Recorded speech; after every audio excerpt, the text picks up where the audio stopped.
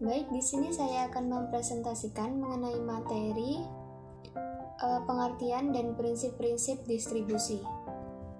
Pembagian teori distribusi. Yang pertama, distribusi dalam arti penyaluran barang atau jasa dari produsen ke konsumen merupakan salah satu proses pemasaran suatu produk atau jasa yang melibatkan berbagai saluran penyaluran seperti penjualan langsung melalui toko fisik atau online, melalui agen atau perantara, melalui rantai distribusi yang kompleks. Yang kedua, distribusi dalam arti penyaluran pendapatan oleh produsen atau konsumen yang akan dipaparkan dalam presentasi saya yang akan saya jelaskan berikut ini. Pengertian distribusi pendapatan. Distribusi pendapatan menurut Islam merupakan penyaluran harta yang ada, baik dimiliki oleh pribadi atau umum, kepada pihak yang menerima yang ditujukan untuk meningkatkan kesejahteraan masyarakat sesuai dengan syariat. Pengertian distribusi dalam pandangan ekonomi Islam mempunyai makna yang lebih luas, yakni mencakup pengaturan kepemilikan, unsur-unsur produksi, dan sumber-sumber kekayaan. Kepemilikan bukanlah hak mutlak individu, tetapi merupakan hak yang diberikan oleh Allah Subhanahu wa Ta'ala kepada manusia untuk dimanfaatkan secara seimbang dan berkeadilan. Sedangkan kekayaan adalah harta benda yang dimiliki seseorang yang digunakan untuk memenuhi kebutuhan hidupnya sehari-hari maupun jangka panjang. Distribusi kekayaan yaitu penyaluran harta yang dimiliki seseorang kepada orang lain dalam bentuk kerjasama yang saling menguntungkan antara kedua belah pihak.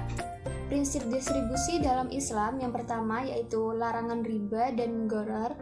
Dalam Islam, riba dan gharar dianggap sebagai praktik yang tidak adil dan merugikan dalam distribusi kekayaan. Riba adalah praktik yang memperoleh keuntungan berlebihan dari pinjaman atau utang, sedangkan gharar adalah praktik spekulasi atau ketidakpastian dalam transaksi ekonomi. Oleh karena itu, Islam melarang praktik riba dan gharar dalam semua transaksi ekonomi. Yang kedua, keadilan dalam distribusi. Keadilan dalam distribusi mencakup pengaturan yang adil mengenai kepemilikan, penggunaan, dan manfaat dari sumber daya yang tersedia, serta memastikan bahwa distribusi kekayaan di antara anggota masyarakat dilakukan secara merata. Dalam Islam, masyarakat yang adil dan sejahtera dapat tercipta apabila distribusi kekayaan dilakukan secara merata dan seimbang. Yang ketiga, sesuai dalam konsep kepemilikan dalam Islam. Kepemilikan bukanlah hak mutlak individu, melainkan hak yang diberikan oleh Allah Subhanahu wa Ta'ala untuk dimanfaatkan secara seimbang dan berkeadilan. Islam juga mendorong penggunaan sumber daya secara produktif dan bermanfaat bagi masyarakat. Yang keempat yaitu larangan menumpuk harta. Menumpuk harta atau kekayaan tanpa tujuan yang jelas dianggap sebagai tindakan yang tidak produktif dan merugikan masyarakat. Islam juga mendorong praktik sedekah atau zakat sebagai bentuk distribusi kekayaan yang lebih adil dan bermanfaat bagi masyarakat. Selanjutnya, saya akan mempresentasikan mengenai materi tujuan distribusi pendapatan dalam Islam. Menurut KBPI, distribusi adalah penyaluran atau pembagian pengiriman kepada beberapa orang atau ke beberapa tempat. Distribusi dalam ekonomi Islam yaitu penyaluran harta benda yang ada baik dimiliki oleh pribadi atau umum kepada pihak yang berhak menerima yang ditujukan untuk meninggikan kesejahteraan masyarakat sesuai dengan syariat. Tujuan ekonomi dalam Islam dikelompokkan menjadi 4, yaitu tujuan dakwah, tujuan pendidikan, tujuan sosial, dan tujuan ekonomi. Tujuan yang pertama yaitu tujuan dakwah. Dalam distribusi pendapatan dilihat dari penyaluran zakat, misalnya penyaluran zakat kepada para mu'allaf, ia memiliki tujuan dakwah untuk orang kafir yang diharapkan keislamannya.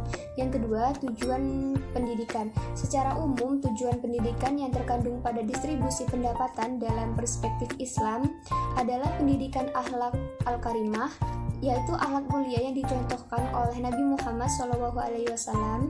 Akhlakul karimah mencakup nilai-nilai seperti kejujuran, keadilan, kasih sayang, kerja keras, dan berbagi kepada sesama.